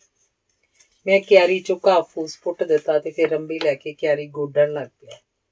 ਕਿਆਰੀ ਗੋਡਦਿਆਂ ਮੈਨੂੰ ਤੇਹ ਲੱਗ ਗਈ। ਨਲਕਾ ਵਿਹੜੇ ਦੀ ਦੂਸਰੀ ਨੁੱਕਰੇ ਸੀ। ਮੈਂ ਉੱਠ ਕੇ ਨਲਕਾ ਗੇੜਨ ਲੱਗ ਪਿਆ। ਪਹਿਲਾਂ ਕੋਸੇ ਜਿਹੇ ਪਾਣੀ ਦੀ ਧਾਰ ਹੇਠਾਂ ਡਿੱਗੀ, ਫਿਰ ਲਗਾਤਾਰ ਗੇੜਦਿਆਂ ਨਲਕੇ 'ਚੋਂ ਠੰਡਾ ਪਾਣੀ ਨਿਕਲ ਆਇਆ। ਠੰਡਾ ਪਾਣੀ ਪੀਂਦਿਆਂ ਮੈਨੂੰ ਖਿਆਲ ਆਇਆ ਕਿ ਨਿਆਜ਼ਬੋ ਨੂੰ ਵੀ ਜ਼ਰੂਰ ਤੇਹ ਲੱਗੀ ਹੋਊ। ਉਹ ਤਾਂ ਹੀ ਕੁਮਲਾਇਆ ਹੋਇਆ ਸੀ। ਮੈਂ ਉਹਨੂੰ ਹਾਕ ਮਾਰ ਕੇ ਕਿਹਾ, ਘਬਰਾਈ ਨਾ, ਮੈਂ ਤੇਰੇ ਲਈ ਪਾਣੀ ਲੈ ਕੇ ਆਉਣਾ। ਮੈਂ ਬਾਲਟੀ 'ਚ ਠੰਡਾ ਪਾਣੀ ਭਰਿਆ ਤੇ ਕਿਆਰੀ 'ਚ ਪਾ ਦਿੱਤਾ। ਨਿਆਜ਼ਬੋ ਫੇਰ ਵੀ ਕੁਮਲਾਇਆ ਹੀ ਰਿਹਾ। ਨਿਆਜ਼ਬੋ ਸੱਚਮੁੱਚ ਹੀ ਮੇਰੇ ਨਾਲ ਗੁੱਸੇ ਸੀ। ਮੈਂ ਠੰਡੇ ਪਾਣੀ ਨਾਲ ਨਿਆਜ਼ਬੋ ਦੇ ਪੱਤੇ ਧੋਤੇ। ਉਹਦਾ ਗੁੱਸਾ ਕੁਝ ਸ਼ਾਂਤ ਹੋਇਆ ਤਾਂ ਉਹ ਤੁੜਕਿਆ। ਮੈਂ ਪਹਿਲੋਂ ਮੁਸਕਰਾਇਆ ਤੇ ਫਿਰ ਹੱਸਿਆ। ਉਹਨੂੰ ਹੋਰ ਖੁਸ਼ ਕਰਨ ਲਈ ਮੈਂ ਆਖਿਆ, ਤੇਰੇ ਲਈ ਮੈਂ ਕਵਿਤਾ ਲਿਖਾਂ? ਨਿਆਜ਼ਬੋ ਨੇ ਹਾਂ ਕਿਹਾ ਤਾਂ ਉਹਦੀ ਖੁਸ਼ਬੂ ਦਾ ਬੁੱਲਾ ਮੇਰੇ ਸਾਹਾਂ 'ਚ ਰਲ ਗਿਆ। ਅੰਦਰ ਜਾ ਕੇ ਮੈਂ ਕਾਪੀ ਦੇ ਇੱਕ ਸਫ਼ੇ ਉੱਤੇ ਨਿਆਜ਼ਬੋ ਬਾਰੇ ਕਵਿਤਾ ਲਿਖ ਲਈ। ਉਹ ਕਵਿਤਾ ਸੋਹਣੀ ਬਣ ਗਈ ਸੀ। ਬਾਹਰ ਆ ਕੇ ਮੈਂ ਕਿਆਰੀ ਕੋਲ ਪਈ ਇੱਟ ਉੱਤੇ ਮੁੜ ਬੈਠ ਗਿਆ। ਮੈਂ ਨਿਆਜ਼ਬੋ ਨੂੰ ਕਵਿਤਾ ਸੁਣਾਈ। ਪਿਆਰ ਦਾ ਹੁੰਗਾਰਾ ਤਾਂ ਹਰ ਕੋਈ ਭਰਦਾ। ਨਿਆਜ਼ਬੋ ਨੇ ਵੀ ਹੁੰਗਾਰਾ ਭਰਿਆ। ਨਿਆਜ਼ਬੋ ਨੂੰ ਉਹ ਕਵਿਤਾ ਚੰਗੀ ਲੱਗੀ ਸੀ। ਉਹ ਪਹਿਲਾਂ ਨਾਲੋਂ ਵੀ ਵੱਧ ਹਰਿਆ ਭਰਿਆ ਦਿਸਣ ਲੱਗ ਪਿਆ ਸੀ। ਝੁਮਕਾ ਵੇਲ ਨੇ ਵੀ ਉਹ ਕਵਿਤਾ ਸੁਣ ਲਈ ਸੀ। ਉਹਦੇ ਫੁੱਲ ਮੇਰੇ ਉੱਤੇ ਆ ਕੇ ਡਿੱਗੇ। ਮੈਂ ਉਹਦੀ ਗੱਲ ਸਮਝ ਲਈ ਸੀ। ਮੈਂ ਕਿਹਾ, ਹੁਣ ਤੂੰ ਗੁੱਸੇ ਨਾ ਹੋ ਜਾਈਂ, ਇੱਕ ਕਵਿਤਾ ਮੈਂ ਤੇਰੇ ਲਈ ਵੀ ਜ਼ਰੂਰ ਲਿਖੂੰ। ਝੁਮਕਾ ਵੇਲ ਖੁੱਲ੍ਹ ਕੇ ਹੱਸੀ। ਉਹਦੇ ਹੱਸਿਆਂ ਕਿੰਨੇ ਸਾਰੇ ਫੁੱਲ ਝੜ ਕੇ ਮੇਰੇ ਉੱਤੇ ਡਿੱਗੇ। ਧੰਨਵਾਦ। ਅਗਲੀ ਕਹਾਣੀ ਹੈ ਵੱਡੀ ਸਾਰੀ ਸ਼ਾਬਾਸ਼। ਮੈਂ ਨਿਆਜ਼ਬੋ ਦੇ ਪੌਦੇ ਨੂੰ ਕਵਿਤਾ ਸੁਣਾ ਰਿਹਾ ਸਾਂ। ਮੈਨੂੰ ਕੁਝ ਪਤਾ ਨਹੀਂ ਸੀ ਕਿ ਕੋਈ ਹੋਰ ਵੀ ਉਹ ਕਵਿਤਾ ਸੁਣ ਰਿਹਾ ਹੈ। ਪਿਤਾ ਜੀ ਪਰਮ ਬਰਾਮਦੇ 'ਚ ਬੈਠੇ ਹੋਏ ਅਖਬਾਰ ਪੜ੍ਹ ਰਹੇ ਸਨ। ਦਰਅਸਲ ਉਦੋਂ ਉਹਨਾਂ ਦਾ ਧਿਆਨ ਅਖਬਾਰ ਪੜ੍ਹਨ ਵੱਲ ਨਹੀਂ ਸੀ। ਉਹ ਚੁੱਪਚਾਪ ਮੇਰੀ ਕਵਿਤਾ ਸੁਣ ਰਹੇ ਸਨ। ਕਵਿਤਾ ਮੁੱਖੀ ਤਾਂ ਉਹਨਾਂ ਮੈਨੂੰ ਹਾਕ ਮਾਰੀ, ਵੀਰ ਇੱਧਰ ਆ। ਮੈਂ ਉੱਠ ਕੇ ਉਹਨਾਂ ਕੋਲ ਚਲਾ ਗਿਆ। ਉਹਨਾਂ ਮੇਰੇ ਮੋਢੇ ਉੱਤੇ ਹੱਥ ਰੱਖ ਦਿੱਤਾ। ਕਵਿਤਾ ਲਿਖੀ ਏ ਤੂੰ? ਮੇਰੀ ਚੋਰੀ ਫੜੀ ਗਈ ਸੀ। ਮੈਥੋਂ ਗਲਤੀ ਹੋ ਗਈ ਸੀ। ਸ਼ਾਇਦ ਮੈਨੂੰ ਇਸ ਤਰ੍ਹਾਂ ਕਵਿਤਾ ਨਹੀਂ ਸੀ ਲਿਖਣੀ ਚਾਹੀਦੀ। ਕਵਿਤਾ ਤਾਂ ਕਿਤਾਬਾਂ 'ਚ ਹੁੰਦੀ ਹੈ। ਕਿਸੇ ਦੇ ਇਸ ਤਰ੍ਹਾਂ ਕਵਿਤਾ ਲਿਖਣ ਬਾਰੇ ਤਾਂ ਮੈਂ ਕਦੇ ਸੁਣਿਆ ਵੀ ਨਹੀਂ ਸੀ। ਮੈਂ ਘਬਰਾ ਕੇ ਬੋਲਿਆ, ਮੈਂ ਬਸ ਐਵੇਂ। ਲਿਆ ਵਿਖਾ, ਕੀ ਲਿਖਿਆ ਏ ਤੂੰ? ਉਹਨਾਂ ਮੇਰੇ ਹੱਥੋਂ ਕਾਗਜ਼ ਫੜ ਲਿਆ। ਉਹ ਕਵਿਤਾ ਪੜ੍ਹਨ ਲੱਗ ਪਏ। ਕਵਿਤਾ ਮੁੱਕੀ ਤਾਂ ਉਹਨਾਂ ਮੇਰੇ ਵੱਲ ਵੇਖਿਆ। ਉਹ ਤੱਕਣੀ ਮੈਨੂੰ ਬੇਚੈਨ ਕਰ ਰਹੀ ਸੀ। ਉਹ ਮੇਰੇ ਵੱਲ ਕੁਝ ਛਿਣ ਵੇਖਦੇ ਰਹੇ ਤੇ ਫਿਰ ਮੁਸਕਰਾਏ। ਉਹਨਾਂ ਦੇ ਮਨ 'ਚ ਪਤਾ ਨਹੀਂ ਕੀ ਆਈ। ਬੋਲੇ, ਵੀਰ ਜਾ ਕਿੱਲੀ ਨਾਲੋਂ ਮੇਰਾ ਕਮੀਜ਼ ਉਤਾਰ ਕੇ ਲਿਆ। ਮੈਂ ਕਮੀਜ਼ ਲਿਆ ਕੇ ਉਹਨਾਂ ਨੂੰ ਫੜਾ ਦਿੱਤਾ। ਉਹਨਾਂ ਕਮੀਜ਼ ਦੀ ਜੇਬ 'ਚੋਂ ਬਟੂਆ ਕੱਢਿਆ ਤੇ ਬਟੂਏ ਦੇ ਭਾਨ ਵਾਲੇ ਖਾਨੇ ਵਿੱਚੋਂ ਇੱਕ ਕਾਨਾ ਕੱਢ ਕੇ ਮੈਨੂੰ ਫੜਾ ਦਿੱਤਾ। ਲੈ ਖਰਚ ਕਰ ਲਵੇਂ। ਮੈਂ ਭਮੱਤਰੇ ਜਿਹੇ ਨੇ ਆਨਾ ਫੜ ਲਿਆ। ਉਦੋਂ ਮੈਨੂੰ ਖਰਚਣ ਲਈ ਹਰ ਰੋਜ਼ ਇੱਕ ਮੋਰੀ ਵਾਲਾ ਪੈਸਾ ਮਿਲਦਾ ਹੁੰਦਾ ਸੀ। ਉਸ ਦਿਨ ਵੀ ਪਿਤਾ ਜੀ ਨੇ ਸਵੇਰੇ ਸਕੂਲ ਜਾਣ ਵੇਲੇ ਇੱਕ ਪੈਸਾ ਦਿੱਤਾ ਸੀ ਤੇ ਹੁਣ ਇੱਕ ਕਾਨਾ। ਮੈਂ ਝਿੰਪਿਆ ਹੋਇਆ ਸਾਂ ਤੇ ਕੁਝ ਛਿੱਥਾ ਜਿਹਾ ਵੀ। ਮੈਂ ਆਖਿਆ, ਇਹ ਕਵਿਤਾ ਤਾਂ ਮੈਂ ਬਸ ਐਵੇਂ ਲਿਖਤੀ ਸੀ, ਹੁਣ ਨਹੀਂ ਲਿਖਦਾ। ਜੇ ਤੂੰ ਅੱਗੇ ਤੋਂ ਨਹੀਂ ਲਿਖਿਆ ਕਰਨਾ ਤਾਂ ਆਨਾ ਵਾਪਸ ਕਰ। ਪਿਤਾ ਜੀ ਹੱਸਦਿਆਂ ਹੱਸਦਿਆਂ ਮੇਰੇ ਵੱਲ ਔਲੇ, ਜਿਵੇਂ ਆਨਾ ਖੋਹਣ ਲੱਗੇ ਹੋ। ਮੈਨੂੰ ਲੱਗਾ ਜਿਵੇਂ ਪਿਤਾ ਜੀ ਸੱਚੀ ਮੁੱਚੀ ਮੈਥੋਂ ਆਨਾ ਖੋਹਣ ਲੱਗੇ ਹਨ। ਮੈਂ ਕਾਹਲੀ ਨਾਲ ਆਖਿਆ, ਨਹੀਂ ਨਹੀਂ, ਮੈਂ ਅੱਗੇ ਤੋਂ ਵੀ ਲਿਖਿਆ ਕਰੂੰਗਾ। ਉਹ ਆਨਾ ਮਹਿਜ਼ ਇੱਕ ਆਨਾ ਨਹੀਂ ਸੀ, ਉਹ ਆਨਾ ਸ਼ਾਬਾਸ਼ ਸੀ, ਇੱਕ ਵੱਡੀ ਸਾਰੀ ਸ਼ਾਬਾਸ਼। ਤੇ ਮੈਂ ਲੇਖਕ ਬਣ ਗਿਆ। ਉਦੋਂ ਮੈਂ ਉਹ ਆਨਾ ਸੰਭਾਲ ਕੇ ਜੇਬ 'ਚ ਰੱਖ ਲਿਆ ਸੀ। ਉਹ ਆਨਾ ਆਪਣੇ ਕੋਲ ਰੱਖਣ ਦਾ ਹੱਕ ਅੱਜ ਵੀ ਮੇਰੇ ਕੋਲ ਹੈ, ਮੈਂ ਗਵਾਇਆ ਨਹੀਂ। ਧੰਨਵਾਦ। ਅਗਲੀ ਕਹਾਣੀ ਹੈ ਜਦੋਂ ਮੇਰੀ ਕਵਿਤਾ ਛਪੀ। ਮੁਹਾਰਤ ਨਾਲ ਮੈਨੂੰ ਕਵਿਤਾ ਜੋੜਨ ਦੀ ਜਾਚ ਆ ਗਈ। ਮੇਰੇ ਕੋਲ ਇੱਕ ਖਾਲੀ ਕਾਪੀ ਸੀ। ਕਵਿਤਾਵਾਂ ਲਿਖ ਲਿਖ ਕੇ ਮੈਂ ਉਸ ਕਾਪੀ ਦੇ ਕਈ ਸਫ਼ੇ ਭਰ ਲਏ। ਸਾਡੇ ਘਰ 'ਚ ਪ੍ਰੀਤ ਲੜੀ ਤੇ ਫੁਲਵਾੜੀ ਨਾਂ ਦੇ ਰਸਾਲਿਆਂ ਦੇ ਕੁਝ ਪੁਰਾਣੇ ਅੰਕ ਪਏ ਹੋਏ ਸਨ। ਮੈਂ ਉਹਨਾਂ ਰਸਾਲਿਆਂ ਵਿੱਚ ਵੀ ਕਵਿਤਾਵਾਂ ਛਪੀਆਂ ਹੋਈਆਂ ਵੇਖੀਆਂ ਸਨ। ਸੋਚਿਆ ਮੈਂ ਵੀ ਉਹਨਾਂ ਰਸਾਲਿਆਂ 'ਚ ਕਵਿਤਾਵਾਂ ਛਪਵਾਵਾਂ। ਪ੍ਰੀਤ ਲੜੀ ਦੇ ਅੰਕ 1937 1938 ਸਨ ਦੇ ਸਨ। ਫੁਲਵਾੜੀ ਰਸਾਲੇ ਦੇ ਅੰਕ 1932 ਤੇ 1933 ਦੇ ਸਨ। ਕੀ ਪਤਾ ਇਹਨਾਂ ਰਸਾਲਿਆਂ ਦਾ ਕੋਈ ਥਹੁ ਪਤਾ ਹੁਣ ਹੋਵੇ ਵੀ ਨਾ। ਮੇਰਾ ਇਹੋ ਯਕੀਨ ਸੀ ਕਿ ਰਸਾਲੇ ਤਾਂ ਚਰੋਕੇ ਬੰਦ ਹੋ ਚੁੱਕੇ ਹੋਣਗੇ। ਤਰਨ ਤਾਰਨ ਦੇ ਬੱਸ ਅੱਡੇ ਉੱਤੇ ਇੱਕ ਬੁੱਕ ਸਟਾਲ ਸੀ। ਉੱਥੇ ਕਈ ਲੋਕਾਂ ਨੂੰ ਮੈਂ ਅਖਬਾਰਾਂ ਰਸਾਲੇ ਫਰੋਲਦਿਆਂ ਵੇਖਿਆ ਸੀ। ਕਈ ਤਾਂ ਉੱਥੇ ਖਲੋਤੇ ਖਲੋਤੇ ਅਖਬਾਰ ਜਾਂ ਰਸਾਲਾ ਪੜ੍ਹਨ ਵੀ ਲੱਗ ਪੈਂਦੇ ਸਨ। ਮੈਂ ਵੀ ਗਾਹਕ ਹੋਣ ਦਾ ਦਿਖਾਵਾ ਕਰਦਿਆਂ ਕੁਝ ਰਸਾਲੇ ਫਰੋਲੇ ਤੇ 2 ਰਸਾਲਿਆਂ ਦੇ ਸਿਰਨਾਮੇ ਲਿਖ ਕੇ ਘਰ ਪਰਤ ਆਇਆ। ਉਹਨਾਂ ਸਿਰਨਾਮਿਆਂ ਉੱਤੇ ਮੈਂ ਕਵਿਤਾਵਾਂ ਭੇਜ ਦਿੱਤੀਆਂ। ਮੈਂ ਇੱਕ ਦਿਨ ਕਰਕੇ ਉਹਨਾਂ ਰਸਾਲਿਆਂ ਦੇ ਅਗਲੇ ਅੰਕਾਂ ਦੀ ਉਡੀਕ ਕੀਤੀ। ਜਦੋਂ ਨਵੇਂ ਅੰਕ ਉਸ ਬੁੱਕ ਸਟਾਲ ਉੱਤੇ ਆਏ ਤੇ ਮੈਂ ਤੰਗ ਨਾਲ ਉਹਨਾਂ ਰਸਾਲਿਆਂ ਦੇ ਸਫ਼ੇ ਫਰੋਲੇ। ਉਹਨਾਂ ਰਸਾਲਿਆਂ 'ਚ ਮੇਰੀਆਂ ਕਵਿਤਾਵਾਂ ਛਪੀਆਂ ਨਹੀਂ ਸਨ। ਮੈਂ ਨਿਰਾਸ਼ ਹੋਇਆ ਸਾਂ ਤੇ ਫਿਰ ਮੈਂ ਉਹਨਾਂ ਕਵਿਤਾਵਾਂ ਬਾਰੇ ਭੁੱਲ ਗਿਆ।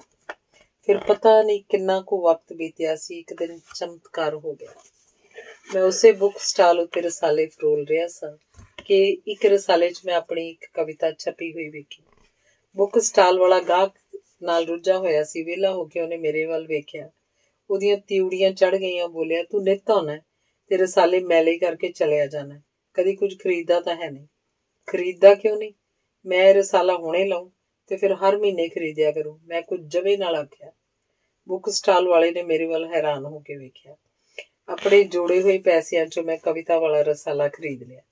ਮੇਰੇ ਕੋਲ ਇੰਨਾ ਸਬਰ ਨਹੀਂ ਸੀ ਕਿ ਮੈਂ ਘਰ ਪਹੁੰਚ ਕੇ ਰਸਾਲਾ ਫਰੋਲਦਾ। ਮੈਂ ਉੱਥੇ ਮੁਸਾਫਰਖਾਨੇ ਦੇ ਇੱਕ ਬੈਂਚ ਤੇ ਜਾ ਕੇ ਬੈਠ ਗਿਆ ਤੇ ਮੈਂ ਰਸਾਲੇ ਦਾ ਆਪਣੀ ਕਵਿਤਾ ਵਾਲਾ ਪੰਨਾ ਖੋਲ੍ਹ ਲਿਆ। ਮੈਂ ਆਪਣੀ ਕਵਿਤਾ ਨੂੰ ਅਣਗਿਣਤ ਵਾਰ ਵੇਖਿਆ, ਬਾਰ-ਬਾਰ ਪੜ੍ਹਿਆ। ਮੈਂ ਆਪਣਾ ਚਾਅ ਵੰਡਣਾ ਚਾਹੁੰਦਾ ਸਾਂ। ਉੱਥੋਂ ਉੱਠ ਕੇ ਮੈਂ ਆਪਣੇ ਬੇਲੀਆਂ ਵੱਲ ਤੁਰ ਪਿਆ। ਉਹ ਗਲੀ 'ਚ ਗੁੱਲੀ ਡੰਡਾ ਖੇਡਦੇ ਮਿਲ ਪਏ। ਪਤਾ ਹੈ ਮੇਰੀ ਕਵਿਤਾ ਛਪੀ ਹੈ, ਮੇਰਾ ਨਾਂ ਵੀ ਨਾਲ ਛਪਿਆ, ਵਿਖਾਵਾਂ? ਮੈਂ ਉਹਨਾਂ ਨੂੰ ਉੱਚੀ ਆਵਾਜ਼ 'ਚ ਦੱਸਿਆ ਤੇ ਜਵਾਬ ਉਡੀਕਣ ਤੋਂ ਪਹਿਲਾਂ ਹੀ ਰਸਾਲੇ ਦਾ ਕਵਿਤਾ ਵਾਲਾ ਸਫ਼ਾ ਉਹਨਾਂ ਵੱਲ ਕਰ ਦਿੱਤਾ। ਟੁੱਲ ਲਾਉਣ ਲੱਗਿਆਂ ਪਾਲੀ ਦਾ ਡੰਡਾ ਖੁੰਝ ਗਿਆ। ਡੰਡਾ ਭੁੰਜੇ ਸੁੱਟਦਿਆਂ ਉਹ ਖਿਜਿਆ ਹੋਇਆ ਬੋਲਿਆ, ਕਵਿਤਾ ਨਾ, ਨਾਲੇ ਮੈਥੋਂ ਕੁਝ ਹੋਰ ਸੁਣਨ ਲੱਗਾ ਸੀ। ਖੁੱਲੇ ਸਫ਼ੇ ਉੱਤੇ ਮੇਰਾ ਨਾਂ ਛਪਿਆ ਵੇਖ ਕੇ ਉਹ ਛਿਣ ਭਰ ਲਈ ਹੈਰਾਨ ਹੋਇਆ ਤੇ ਫਿਰ ਪਹਿਲਾਂ ਵਾਲੇ ਸੁਰ 'ਚ ਹੀ ਬੋਲਿਆ, ਖੌਣੀ ਕਿਹਦੀ ਚੁੱਕ ਕੇ ਛਪਾ ਦਿੱਤੀ ਹੈ? ਛਿੰਦਾ ਵੀ ਨੇੜੇ ਆ ਗਿਆ। ਰਸਾਲੇ ਵੱਲ ਝੁਕਦਿਆਂ ਸ਼ੱਕ ਜਿਹੇ 'ਚ ਬੋਲਿਆ, ਤੇਰੇ ਨਾਂ ਦਾ ਕੋਈ ਹੋਰ ਬੰਦਾ ਵੀ ਤਾਂ ਹੋ ਸਕਦਾ ਵਾ। ਨਿੰਦੀ ਨੇ ਜ਼ਮੀਨ ਤੋਂ ਡੰਡਾ ਚੁੱਕ ਲਿਆ ਤੇ ਗੁੱਲੀ ਪੈਰਾਂ ਨਾਲ ਰੇੜ ਕੇ ਖੁੱਤੀ ਕੋਲ ਲੈ ਆਇਆ। ਤੂੰ ਪਹਿਲਾਂ ਤਾਂ ਕਦੀ ਕਵਿਤਾ ਲਿਖੀ ਨਹੀਂ। ਬੇਲੀਆਂ ਦੇ ਵਤੀਰੇ ਤੋਂ ਮੇਰਾ ਮਨ ਖੱਟਾ ਹੋਇਆ ਸੀ। ਮੈਂ ਉੱਥੋਂ ਤੁਰ ਆਇਆ। ਮਾਂ ਉਸ ਦਿਨ ਵਾਂਢੇ ਗਈ ਸੀ। ਮੈਨੂੰ ਵੱਡੀ ਭੈਣ ਚੇਤੇ ਆਈ। ਮੈਂ ਘਰੋਂ ਸਾਈਕਲ ਲਿਆ ਤੇ ਵੱਡੀ ਭੈਣ ਦੀ ਪਿੰਡ ਵੱਨੀ ਤੋਰ ਲਿਆ। ਭੈਣ ਦਾ ਪਿੰਡ ਤਰਨ ਤਾਰਨ ਤੋਂ 5 ਕੋਹ ਸੀ। ਉਸ ਵੇਲੇ ਦਿਨ ਸਿਖਰ ਉੱਤੇ ਸੀ। ਤੱਤੀ ਲੂ ਵਗ ਰਹੀ ਸੀ। ਮੈਂ ਪਹੁੰਚਿਆ ਤਾਂ ਭੈਣ ਮੈਨੂੰ ਵੇਖ ਕੇ ਖਿੜਪੁੜ ਗਈ। ਅਗਲੇ ਪਲ ਉਹ ਚਿੰਤਤ ਹੋ ਗਈ। ਮੇਰਾ ਚਿਹਰਾ ਗਰਮੀ ਕਾਰਨ ਤਪਿਆ ਹੋਇਆ ਸੀ। ਮੇਰੇ ਬੁੱਲ੍ਹਾਂ ਉੱਤੇ ਪੇਪੜੀ ਜੰਮੀ ਹੋਈ ਸੀ। ਉਹਨੇ ਮੇਰੇ ਮੁੜਕੇ ਨਾਲ ਗੜੁੱਚ ਹੋਏ ਕੱਪੜਿਆਂ ਵੱਲ ਘੂਰਿਆ ਤੇ ਬੋਲੀ, ਵੀਰ, ਤੂੰ ਤਾਂ ਮੇਰਾ ਸਾਹ ਹੀ ਸੁਕਾ ਦਿੱਤਾ। ਘਰ ਸਭ ਸੁੱਖ ਸਾਂਦ ਹੈ ਨਾ? ਮੈਂ ਰਸਾਲਾ ਪਹਿਲਾਂ ਹੀ ਝੋਲੇ 'ਚ ਕੱਢ ਲਿਆ ਸੀ। ਆਪਣੀ ਕਵਿਤਾ ਵਾਲਾ ਸਫ਼ਾ ਖੋਲ੍ਹ ਕੇ ਮੈਂ ਭੈਣ ਦੇ ਸਾਹਮਣੇ ਕਰ ਦਿੱਤਾ। ਪਤਾ ਭੈਣ, ਮੇਰੀ ਕਵਿਤਾ ਛਪੀ ਹੈ। ਭੈਣ ਨੇ ਰਸਾਲਾ ਹੱਥ ਨਾਲ ਪਰਾਂ ਕਰਦਿਆਂ ਆਖਿਆ, ਤੂੰ ਕਾਂ ਅੱਖ ਨਿਕਲਦੀ ਵਿੱਚ ਤਾਬੜ ਤੋੜ ਜੂ ਆਇਆ ਹੈ, ਕੋਈ ਤਾਂ ਗੱਲ ਹੈ। ਮੇਰਾ ਮਨ ਡਰਿਆ ਹੋਇਆ। ਬੀਬਾ ਵੀਰ, ਮੈਂ ਤੋਂ ਕੁਛ ਲੁਕਾਵੀਂ ਨਾ। ਮੈਨੂੰ ਗੱਲ ਕਰਦਿਆਂ ਜ਼ੁਬਾਨ ਭੈਣ ਦੇ ਦੰਦਾਂ ਹੇਠ ਆ ਗਈ। ਉਹਨੇ ਕੁਝ ਛਿਣ ਮੇਰੇ ਵੱਲ ਵੇਖਿਆ ਤੇ ਫਿਰ ਜਿਵੇਂ ਉਹਨੂੰ ਗੱਲ ਦੀ ਸਮਝ ਪੈ ਗਈ, ਉਹਨੇ ਮੇਰੇ ਹੱਥੋਂ ਰਸਾਲਾ ਫੜ ਲਿਆ। ਉਹਨੇ ਨੀਝ ਲਾ ਕੇ ਕਵਿਤਾ ਪੜ੍ਹੀ ਤੇ ਮੇਰੀ ਵੱਲ ਵੇਖ ਕੇ ਮੁਸਕਰਾਈ। ਵੀਰਵੇ, ਆ ਤਾਂ ਤੂੰ ਕਮਾਲ ਕਰਤੀ, ਏਡੀ ਸੋਹਣੀ ਕਵਿਤਾ ਕੀ ਆਪੇ ਜੋੜੀ ਹੈ ਤੂੰ? ਹਾਂ ਭੈਣ, ਮੈਂ ਤਾਂ ਹੋਰ ਵੀ ਕਿੰਨੀਆਂ ਸਾਰੀਆਂ ਕਵਿਤਾਵਾਂ ਜੋੜੀਆਂ ਹੋਈਆਂ ਨੇ, ਮੈਂ ਹੁੱਬ ਕੇ ਦੱਸਿਆ। ਬਈ ਵਾਹ, ਫੇਰ ਤਾਂ ਤੂੰ ਪੂਰਾ ਕਵੀ ਹੋ ਗਿਆ। ਭੈਣ ਨੇ ਮੇਰਾ ਮੋਢਾ ਥਾਪੜਿਆ। ਤੂੰ ਮੈਨੂੰ ਉਹ ਕਵਿਤਾਵਾਂ ਵੀ ਦਿਖਾਈ। ਹਾਂ, ਅਗਲੀ ਵਾਰ ਮੈਂ ਹੁਣ ਉਹ ਕਵਿਤਾਵਾਂ ਵੀ ਲੈ ਕੇ ਆਉਂ। ਭੈਣ ਹੱਥੋਂ ਰਸਾਲਾ ਲੈ ਕੇ ਮੈਂ ਝੋਲੇ 'ਚ ਪਾ ਲਿਆ। ਮੈਂ ਹੁਣ ਚੱਲਦਾ ਵਾਂ। ਝੱਲਾ ਹੋ ਗਿਆ, ਬੈਠ ਤਾਂ ਸਹੀ, ਮੈਂ ਦੁੱਧ ਲੈ ਕੇ ਆਉਣੀ ਆ। ਮੈਂ ਪਿੰਨੀਆਂ ਬਣਾਈਆਂ ਨੇ, ਮੂੰਹ ਮਿੱਠਾ ਕਰ ਲਈ। ਤੇਰੀ ਇੰਨੀ ਸੋਹਣੀ ਕਵਿਤਾ ਛਪੀ ਹੈ। ਇਹ ਮੇਰੀ ਕਵਿਤਾ ਦਾ ਜਸ਼ਨ ਸੀ। ਮੈਂ ਉੱਥੇ ਬੈਠ ਗਿਆ। ਦੁਪਹਿਰ ਢਲ ਜਾਣ ਪਿੱਛੋਂ ਮੈਂ ਵਾਪਸੀ ਦੇ ਰਾਹ ਤੁਰ ਪਿਆ। ਉਸ ਵੇਲੇ ਤੱਤੀ ਲੂ ਪੌਣ ਬਣ ਕੇ ਰੁਮਕਣ ਲੱਗ ਪਈ ਸੀ। ਸਾਈਕਲ ਦੇ ਪੈਡਲ ਮਾਰਦਿਆਂ ਜਾਪਿਆ ਮੇਰੇ ਮੋਢਿਆਂ ਉੱਤੇ ਖੰਭ ਉੱਗ ਆਏ ਸਨ। ਧੰਨਵਾਦ।